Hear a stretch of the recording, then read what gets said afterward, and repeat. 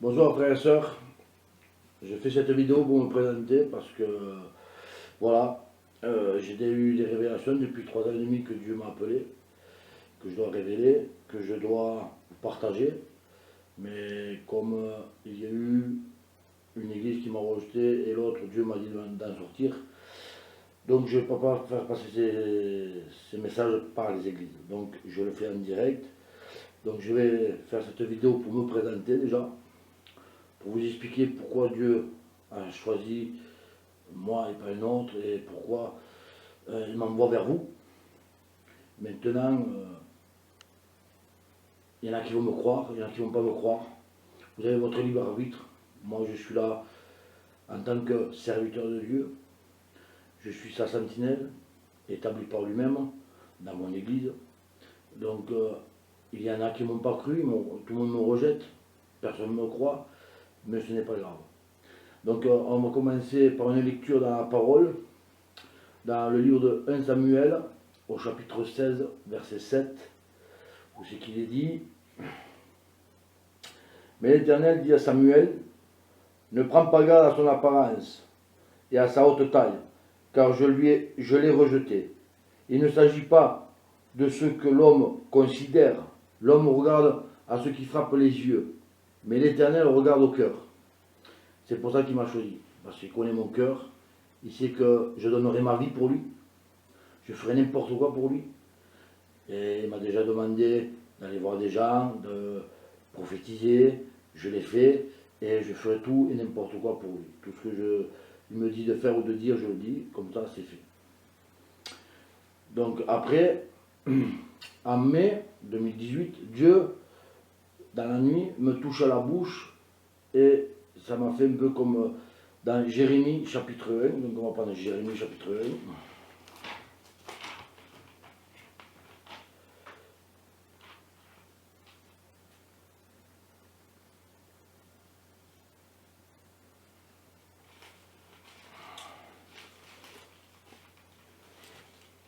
Donc Jérémie chapitre 1 et au verset 9. Et il est écrit: Puis l'Éternel étendit la main et toucha ma bouche. Et l'Éternel me dit: Voici que je mets mes paroles dans ta bouche. Voilà.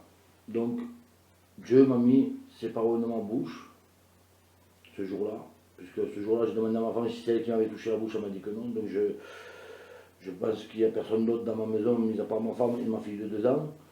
Et ma fille de 2 ans, elle ne vient pas dans mon lit. Donc voilà. Donc, je pense que c'est quand même Dieu qui m'a touché la bouche.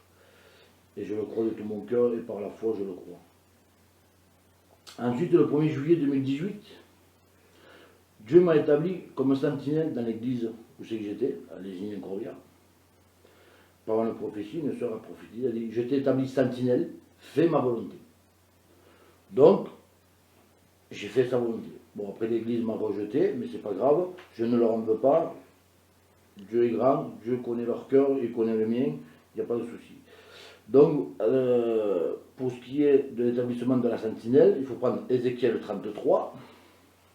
Donc on prend Ézéchiel au chapitre 33. Et on prend le verset 7. Donc le verset 7.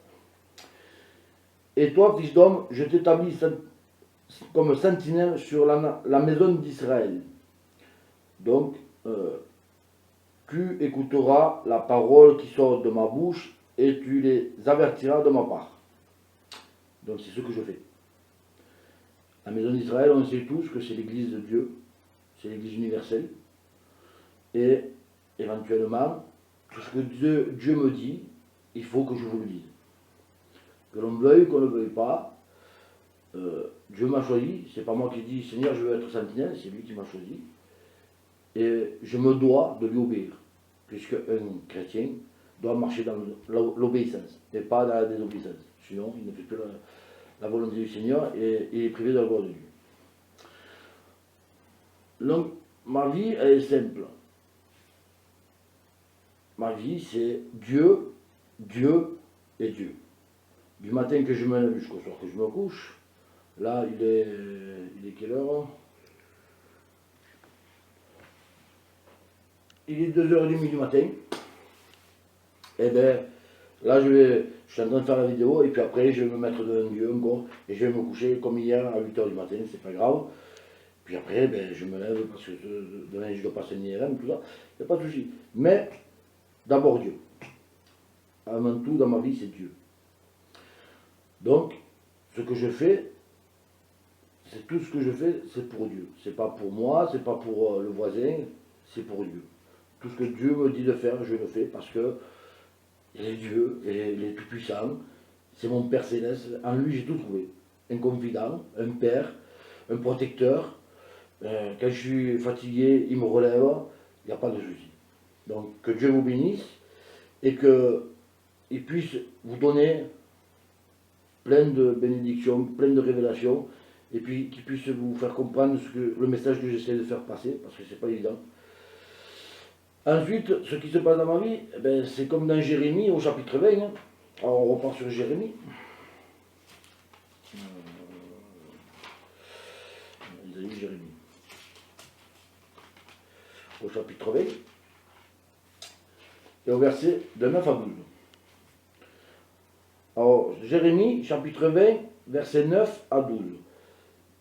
Si je dis, je ne ferai plus mention de lui, je ne parlerai plus en son nom, il y a dans mon cœur comme un feu brûlant, retenu dans mes os, je me fatigue à le contenir, je ne le puis, car j'apprends les mauvais propos de plusieurs, effroi de tous côtés, racontez-le.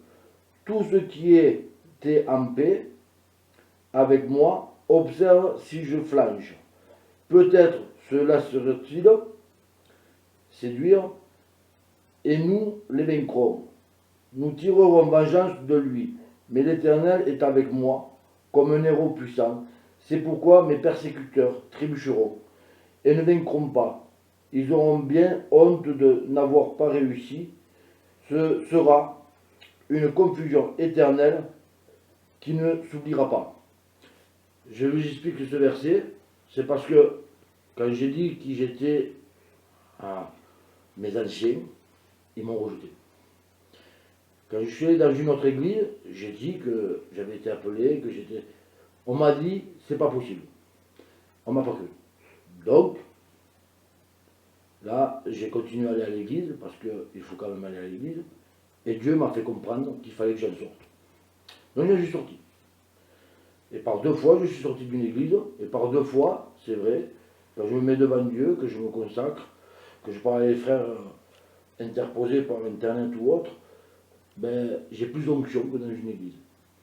Je suis désolé, mais l'église, c'est bien d'avoir des rapprochements entre frères et sœurs, il n'y a pas de souci. Ça, c'est biblique. Et heureusement que j'ai des frères que je vois dans la rue, qu'on discute de Dieu, il n'y a pas de problème. Mais dans les églises, malheureusement, il est dit des choses, beaucoup de choses, qui sont pas bibliques. Moi, je le dis, franchement, c'est pas biblique. Dire qu'il va y avoir un enlèvement invisible, c'est pas biblique. Il va y avoir un avènement, c'est Jésus qui va venir. Mais l'enlèvement invisible, ça n'existe pas. Vous prenez de la Genèse à Apocalypse, il y a écrit, au moment de l'enlèvement, où il y a écrit enlèvement, c'est quand Jésus apparaît et il enlève son église. Mais il faut qu'il apparaisse avant. Donc c'est un avènement, ce qui veut dire venir apparaître, pas enlèvement. Donc il n'y a pas que ça, il y a beaucoup de choses. J'ai appris dernièrement que la Sainte Seine doit être faite avec du pain saint levain. Que ça ne va pas être dans un petit gobelet, mais ça va être dans une grosse coupe et que tout le monde doit boire dedans. Comme les apôtres faisaient. Et c'est vrai que vous prenez l'acte des apôtres, c'est l'église primaire, on devrait tous s'appuyer dessus, tous. On doit y revenir, comme veuille, comme on le veut ou qu'on ne le veut pas. La première église, l'église primaire, qui est les apôtres, c'est la seule et la vraie église. Celui qui veut s'édifier, il médite les apôtres. Les évangiles, ce sont les enseignements de Jésus, et les apôtres, ce sont l'église primaire. Celui qui s'appuie sur les apôtres, il connaît déjà la moitié du chemin. Après,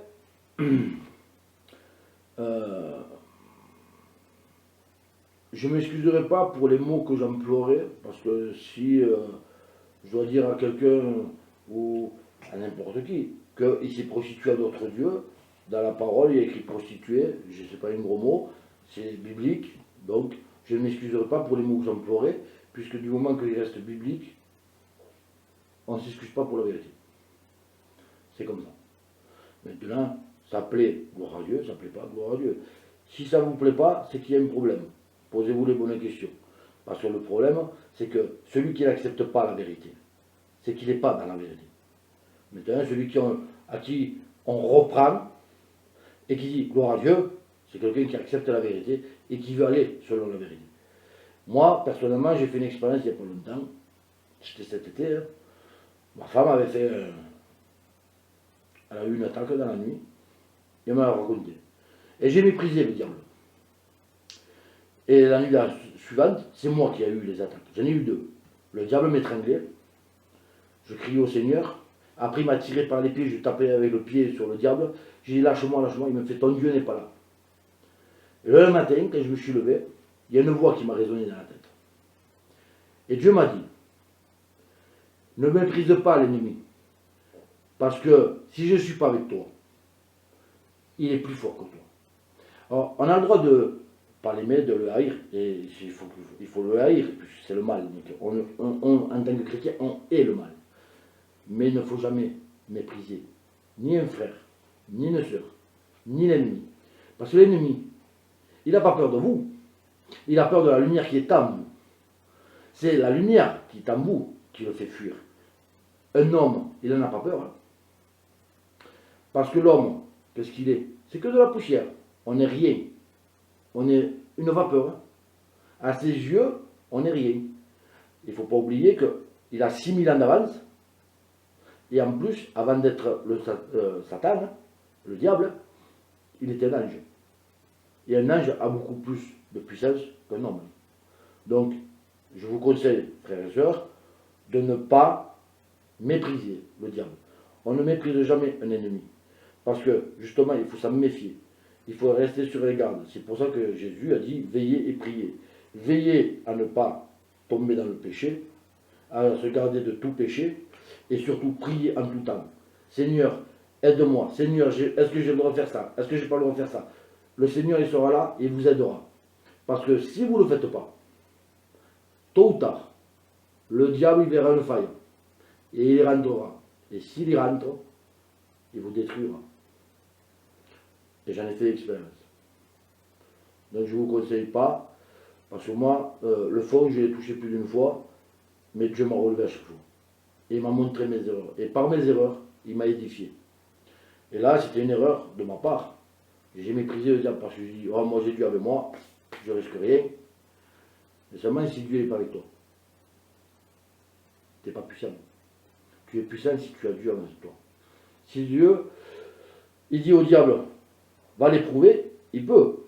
Prenez Job, dans le chapitre 1, dans Job, le diable, il dit, Dieu dit au diable, d'où viens-tu de me promener sur la terre? Tu as vu mon serviteur?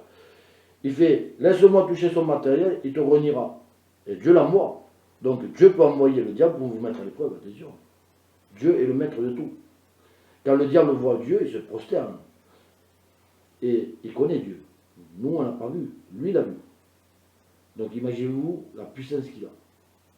Donc, un conseil, frères et sœurs, ne méprisez pas le diable, parce que si Dieu le laisse faire, vous aurez plus de mal que de bien. Donc voilà. Ensuite, moi je voudrais savoir quelque chose. Je vais vous poser des questions, vous répondez dans votre cœur. Avez-vous plus la crainte de l'homme ou la crainte de Dieu? Parce que si vous avez la crainte de l'homme, j'ai deux versets pour vous. C'est Proverbe 1, au Proverbe chapitre 1.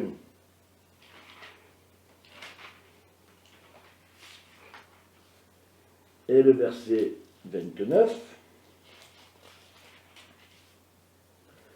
Si vous avez la crainte de l'homme, voilà, parce qu'ils ont haï la connaissance et qu'ils n'ont pas choisi la crainte de l'Éternel. Ça veut dire que vous préférez dire, bon, je ne vais pas à l'église aujourd'hui, mais le pasteur me grondait, donc je suis obligé d'y aller. Ou, ah, si je fais ça, le pasteur... Ne vous fiez pas au pasteur, ne vous fiez pas à un frère, ne vous fiez pas à une sœur. Regardez qui c'est qui vous voit. C'est l'Éternel qui vous voit. Celui qui est à droite ou celui qui est à gauche, même s'il ne vous voit pas, c'est pas grave. Mais lui, il vous voit. C'est lui qu'il faut avoir peur. Et pour le deuxième verset, on va prendre Romains 3, 18.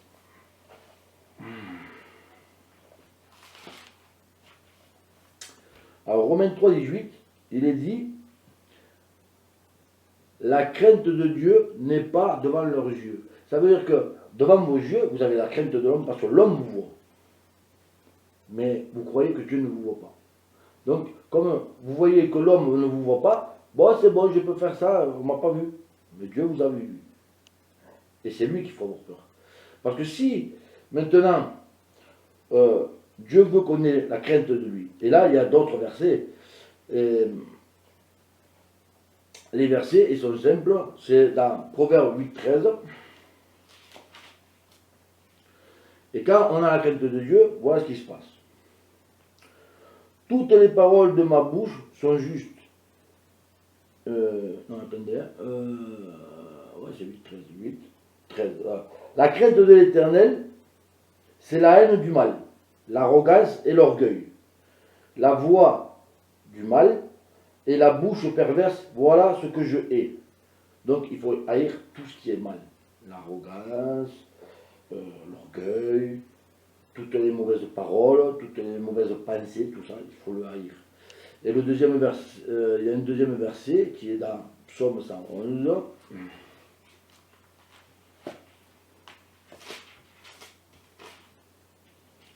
Psaume 111 au chapitre 111 et verset 10. Le commencement de la sagesse, c'est la crainte de l'Éternel. Ils ont du bon sens, tous ceux qui s'en inspirent. Donc, ça veut dire que celui qui s'inspire de la crainte, pas d'avoir peur de Dieu, non, non, c'est pas ça qu'il veut Dieu. Il veut qu'on ait peur de pécher contre lui.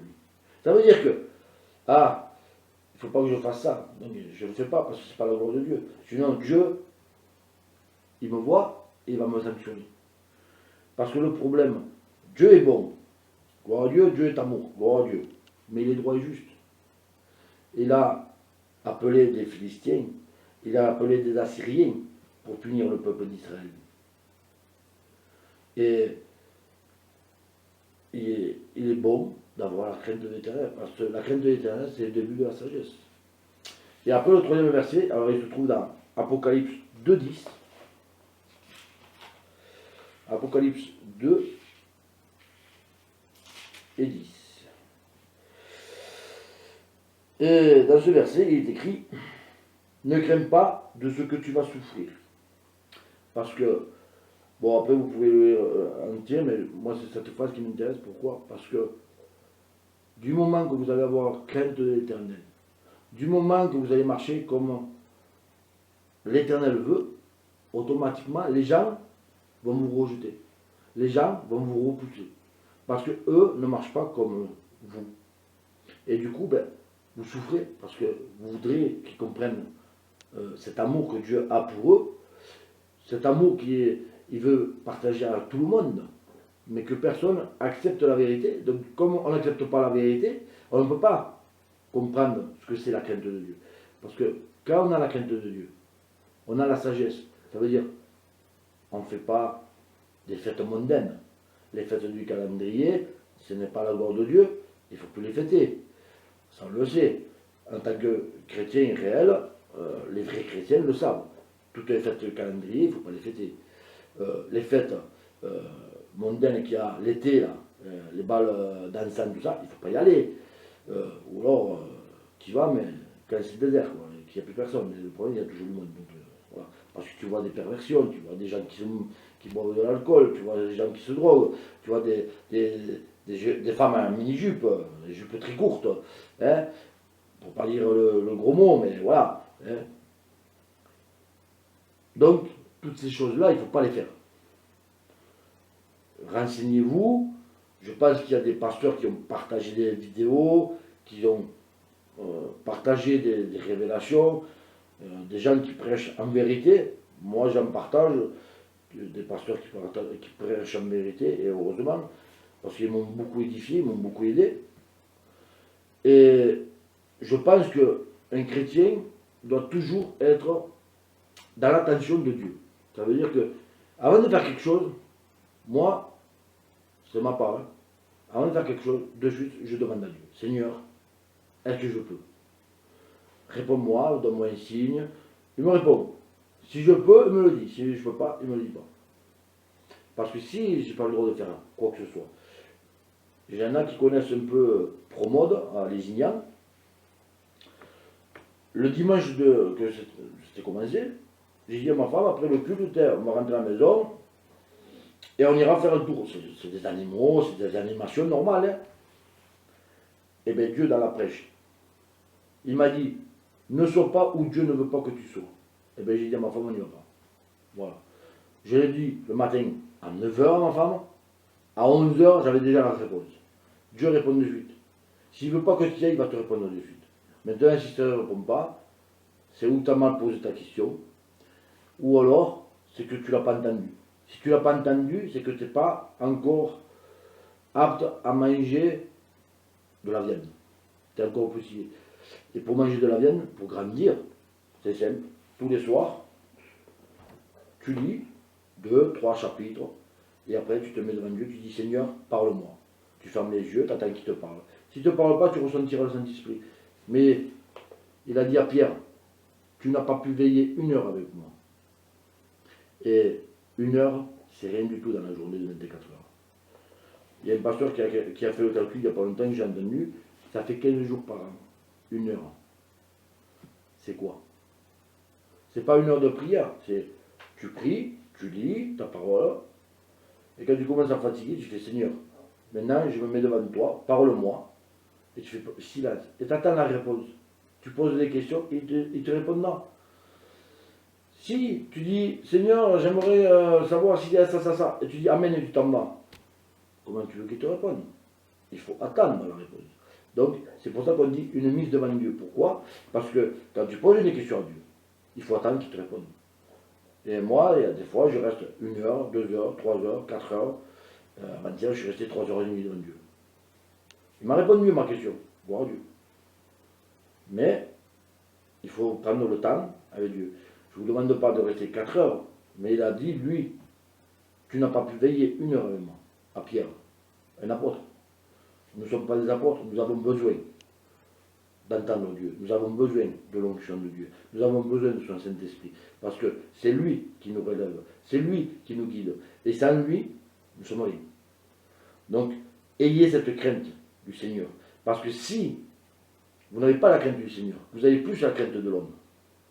Et là, malheureusement pour vous, je vous le dis, hein, malheur à l'homme qui se confie en l'homme. Mais heureux celui qui se confie en l'Éternel. Parce que le truc, c'est en étant dans la crainte de l'homme, et c'est ce que je disais à ma femme il n'y a pas longtemps, vous prenez n'importe quelle religion, que ce soit catholique, que ce soit musulman, que ce soit évangélique, que ce soit bouddhiste, n'importe quel. Si celui qui prêche, celui qui va apporter le message, ou celui qui dirige l'église, il est tordu. Il dit, tu as le droit de boire, tu as le droit d'aller au mariage, tu as le droit de ceci, tu as le droit de ça. Le chrétien qui vient de se convertir, il va voir le pasteur, j'ai un mariage. Ah ben vas-y, Dieu est bon, il te pardonne. Il te met dans la fausse route, direct. Je te le dis, je vous le dis, là, c'est faux, c'est anti-biblique. Dieu veut qu'on fasse ça. C'est ça. Le chemin, il est là. C'est Jésus le chemin. C'est la parole. Sans ce chemin-là, ça ne va pas. On sera jugé sur les 10 commandements. Parce que Jésus n'a pas aboli la loi. Il a accompli. Les 10 commandements, ils sont perpétuels. C'est écrit. Il a dit à Moïse, c'est des lois perpétuelles. Ça veut dire que ça ne t'atteindra jamais. Même dans le ciel, ça sera comme ça. c'est perpétuel, c'est éternel. Donc, vivez selon les lois de Dieu. Les lois de Dieu sont bonnes. Si on les met en application, or, au début, c'est vrai, le diable vient vous perturber, vient vous torturer, vient vous tourmenter, parce que ça ne marche pas dans son sens, c'est normal. Lui vous ouvre la parole, il ouvre les yeux. Mais, nous avons la parole pour nous guider. C'est la parole qu'il faut mettre en pratique. C'est pas ce que dit l'homme. L'homme, il te dit, il te conseille, gloire à Dieu, mais il ne faut pas se perdre sur n'importe quel chemin. Il faut être droit avec Dieu. Dieu est bon, il est amour, il n'y a pas de souci, mais il est justice et il est droiture aussi. Il est droit et juste. Il ne faut pas l'oublier. C'est le plus important. Dieu adore le juste. Comme il a dit, j'aime le pécheur, je déteste le péché. Si tu vas dans le péché, repends-toi vite et reviens sur les bonnes voies. C'est un conseil que je vous donne. Après, moi, comme j'ai dit à ma femme et que je dis à mon entour, tout ce que Dieu me dira de faire ou de dire, je le ferai, je le dirai. Là, il m'a dit, il faut que tu proclames mes messages, je proclame, il n'y a pas de problème. Ce que je devrais dire dans mes messages, et je le dirai parce que c'est comme ça, parce que moi, en devenant chrétien, je ne suis plus esclave du péché. Je suis esclave de Christ. Et pour cela, vous pouvez prendre Romains 6, 22. Romains 6.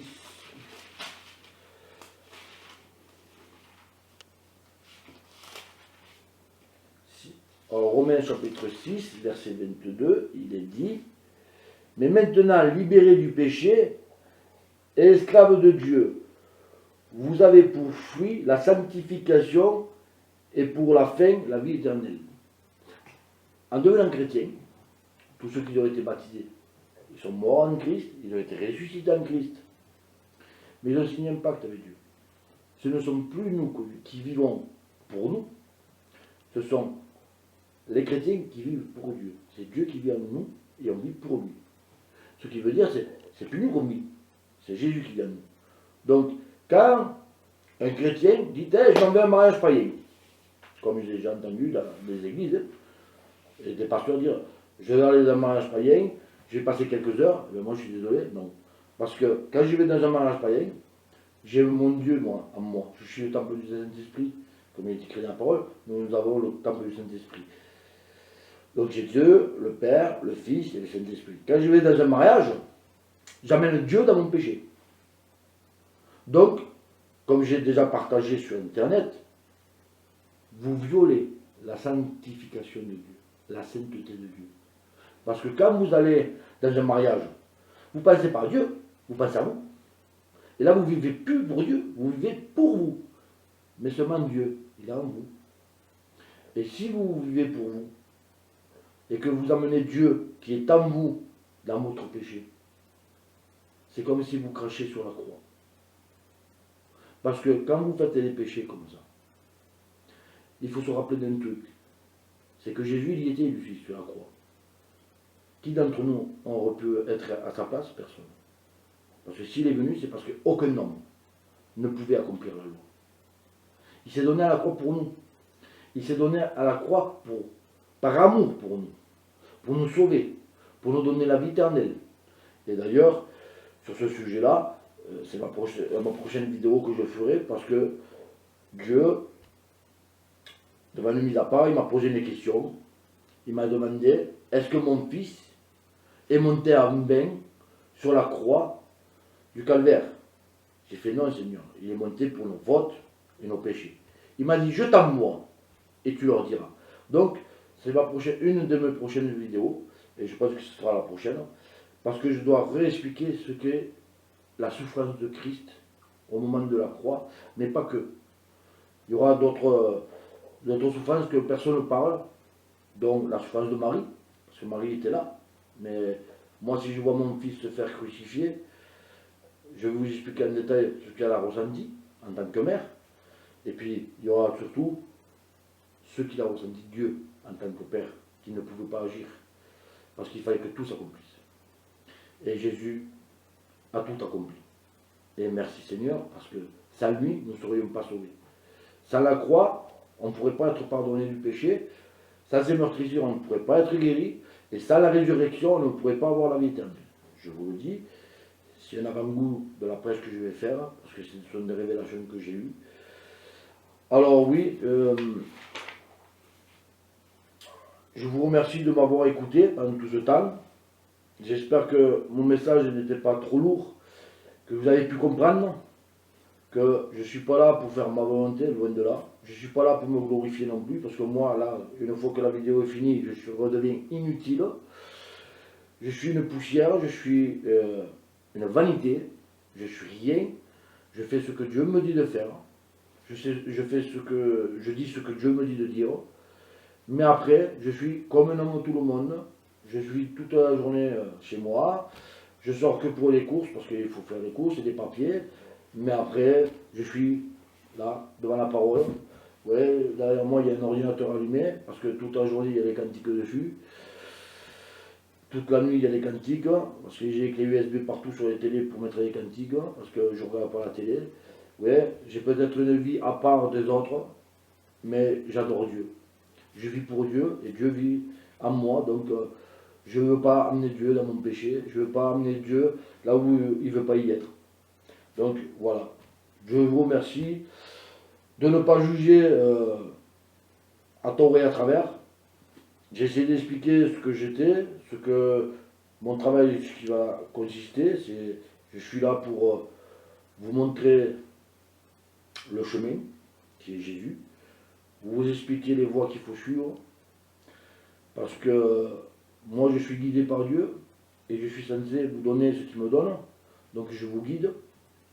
Pour ceux qui malheureusement sont mal conduits, parce que vous prenez Ézéchiel 34, les bergers des églises, ben, il y en a qui ne sont pas tous droits, et ils perdent beaucoup de peuple.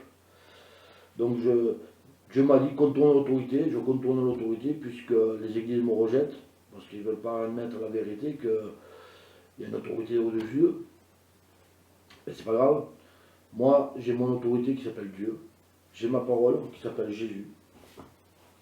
J'ai mon pain de vie. J'ai le Saint-Esprit qui me régénère tous les jours. Il n'y a pas de souci.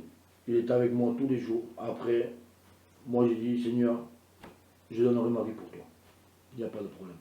Donc, je vous demanderai de partager au maximum, parce qu'il faut que ça soit partagé au maximum, qu'il y ait un maximum de personnes qui voient ces vidéos. Parce que nous arrivons malheureusement dans des derniers temps où c'est que